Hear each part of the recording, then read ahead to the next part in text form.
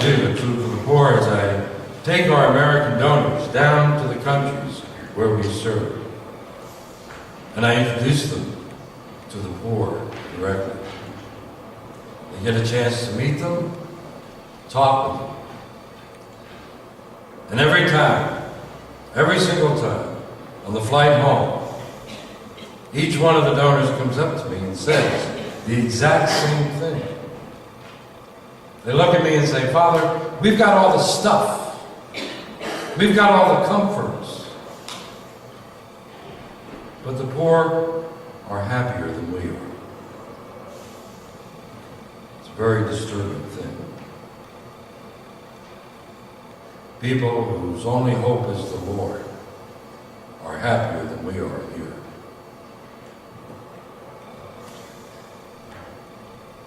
If today, right here, right now, I can introduce you to Jesus Christ in the flesh, you could reach out and shake the hand of Jesus, gaze into his eyes, and listen to his voice with your own ears. Would you be a better Christian? Would you be a stronger Catholic? If you could meet Jesus face to face, I can do that. In Matthew chapter 25, Jesus tells us a story about a king. Of course, he's talking about himself. And the story goes, there was this king who called everyone in his kingdom before him. Once everyone was assembled, the king stood up, and this is what he said. "I was hungry, thirsty, naked, homeless, and sick, and you passed me by." People looked at their king and screamed, "When? When did we see you hungry, or thirsty, or naked, or homeless, or sick?" And the king said, "Whatever you have done to the least amongst you, that's what you've done to me." So it's very clear in Matthew chapter 25 that when you or I reach out and we touch the least amongst us, we get to touch God himself. Food for the Poor was established in 1982 by a Catholic layperson. The guy wasn't even a priest. Go figure. That's probably why we've been so successful in our 31-year history. Last year we were named the largest international charity in America. Our exclusive focus is the third world poverty in America's backyard. Sadly, you don't have to go far to find authentic third world poverty, to find authentic third world suffering. There are our neighbors. In the 17 countries we serve throughout the Caribbean, Latin America, and Mexico. Now, I know a lot of people come and beg. Why would you want to choose Food for the Poor to be your outreach, to touch the least amongst us? Your outreach to touch God himself. The hallmark of Food for the Poor is something most charities sadly don't talk about. In fact, most charities hide it. I'm talking about overhead expenses. Before you give to any charity, I think you have to ask, how much do you spend on salaries, on printing, on postage, and all your fundraising attempts? What's left over for your cause? In our case, what's left over for the poor? Charities doing our kinds of ministry begin with a respectable low of 10.5%. Most of them go as high as 30, 60, and 90%. I'm proud to tell you that at the close of our books, 2012, Food for the Poor continues to have the lowest overhead of any charity in America. We're currently at well under 4.3%. So I can assure you that most of your gift truly winds up in the hands of the poor, in the hands of God. Now, having said that, let me tell you, there is no special collection at this Mass for food for the poor.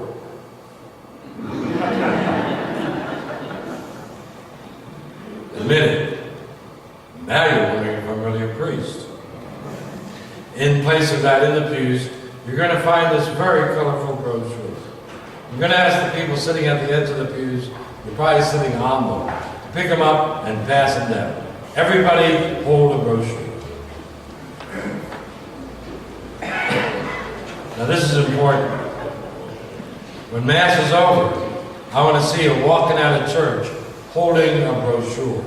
If you don't have one of these, it's going to get real ugly real fast.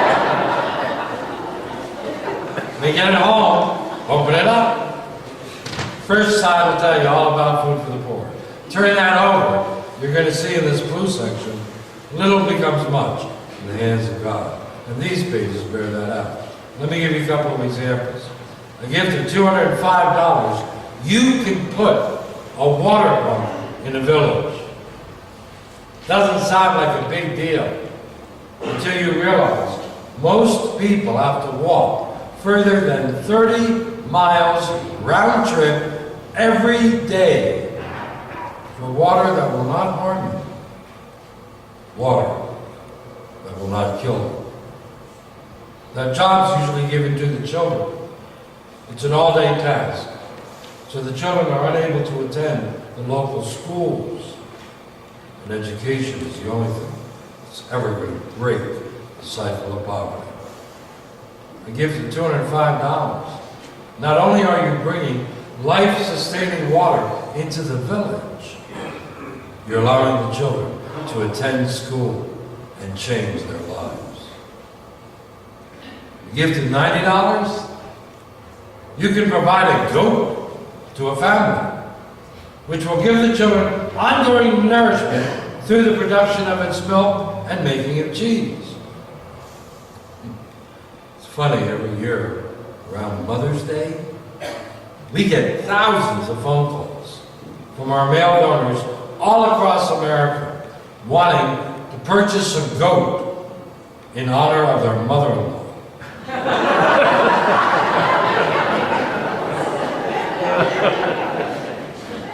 Sure. I saw the goat and I thought of you. Happy Mother's Day. $21 doesn't go far here. Give it to us, and you're literally going to feed 350 children for a day. The next thing I want you to find is this yellow strip, because this is where you're eventually going to tear the brochure. If you tear it right, and God's going to be watching you, this becomes a mailing envelope. You can stuff a huge check in here. This paper is tough. It's been tested by nuns. Write your name and address down on these lines. Now, if you want to use your credit card, no problem. Just enter your credit card information. Then all you gotta do is lick the yellow strip. Here we go.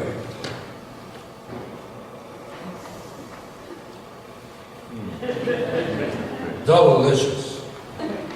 Close it, it'll seal itself, and put it in the mail. It's pre-addressed as opposed to paid stamp. Okay, Mass is over, you're walking out of church, you got your brochure. You waved in my face so you get safely to your car. You walk into the kitchen, you take the brochure, and you put it on top of the refrigerator to get to it later. And it's going to die a long, slow death up there. You have cash and check or your credit card this morning, and you want to give now. Save us the cost of this bulk postage. This does get expensive.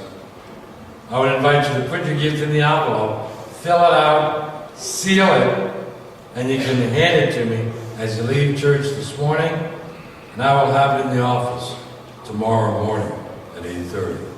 I'll be right in front of church after Mass. If you don't want to see me after Mass, use one of these silences. And if you wanted to use your credit card but you left it at home, no problem.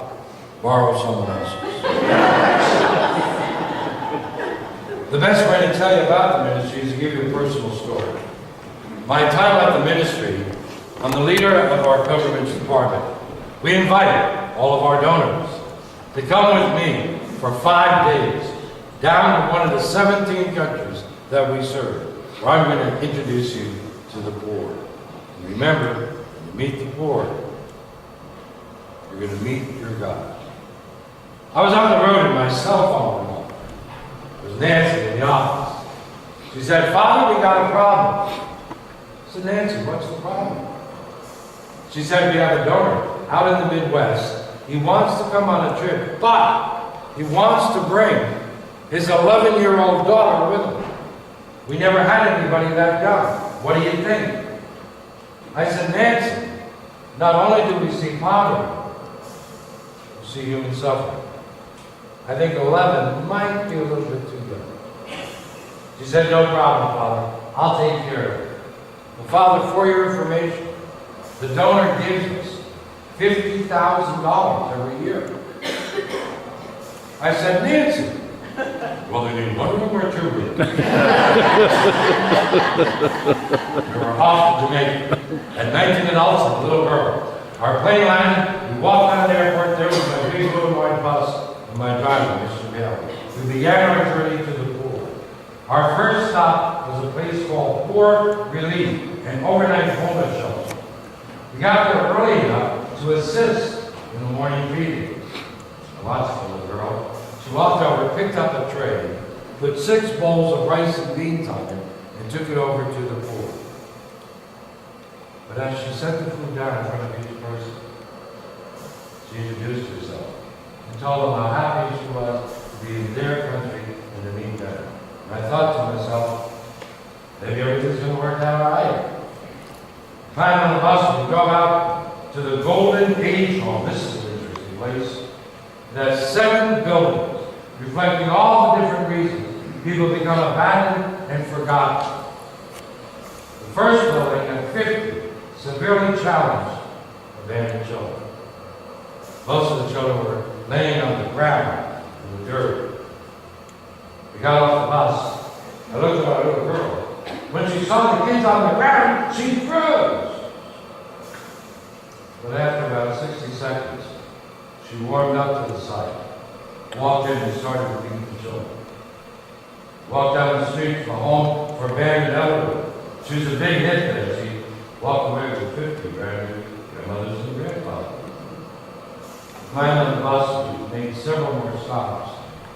Then we came to St. Monica's home for people with leprosy. I got to introduce our little girl, Mr. George McPhee. George has since passed on. In the early days of his leprosy, over 50 years ago, George lost all of his fingers on his left hand. On his right hand, all he had left was the middle 3. The little girl looked at him, leaned over to me and said, "Father, what's wrong with his eyes? They were all glassed over." I leaned down and said, "Darling, George is blind.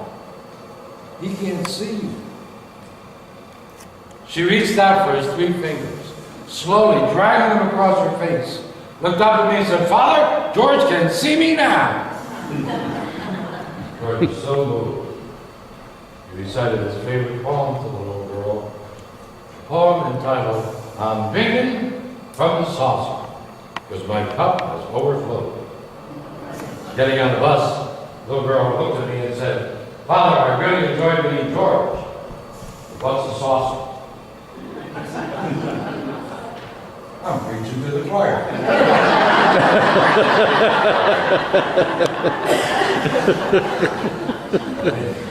We made several more stops and we came up to the last stop of the first day.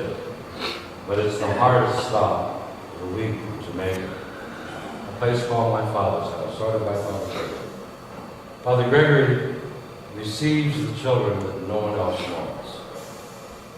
These children require care 24 hours a day, 7 days a week.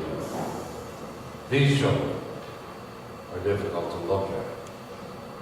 I don't know if you've ever seen a child born and left untreated who is hydrocephalic.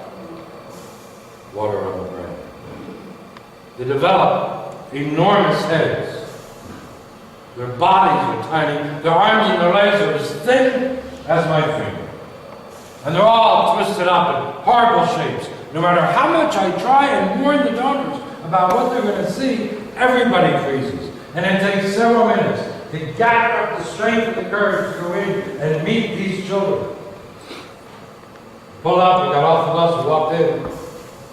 I looked at the group, and everybody froze. All but one. 11-year-old girl. She walked around all the adults, up to a child seated in a wheelchair. The child's body was all slumped over. The weight of her head was pulling her down. The little girl knelt down in front of the wheelchair, opened up her arms, leaned forward, and embraced the child. She then opened her pocketbook and she pulled out a little jar of red nail polish. And she proceeded to paint the fingernails and the toenails of the hydrocephalic child. We got back to the retreat center. We had dinner and evening prayer. Every night I have a short reflection. We sit in a circle, I go around the room, and I ask everybody the same two-part question. So if you're thinking about coming on one of these trips, and I sincerely wish you would, this is the question I'm going to ask you each night. What was the highlight of your day? And did you see Jesus there? We went around the room. The last one to speak was a little girl seated at my left. I leaned over and I said, "Darling, I want to share with the group. What was the highlight of your day? Did you see Jesus there?" She took this huge sigh and fell back into the folding chair. She looked me straight in the face and she said, "Father, I've been waiting for this moment all my life. When my daddy told me I'd be coming on this trip and I would meet the poorest of the poor, in my heart I knew I was going to meet Jesus. But Father, I never thought I'd wind up painting his fingernails and his toenails." And I knew she got it. As this young girl grows up, becomes a young woman, eventually a mature adult, if there's ever a moment in her life where she needs to feel the power, the security, the warmth, the love of Jesus, all she's got to do now is close her eyes and go back to my Father's house and recall that moment when she knelt before her Lord and painted his fingernails and his toenails, and everything's going to be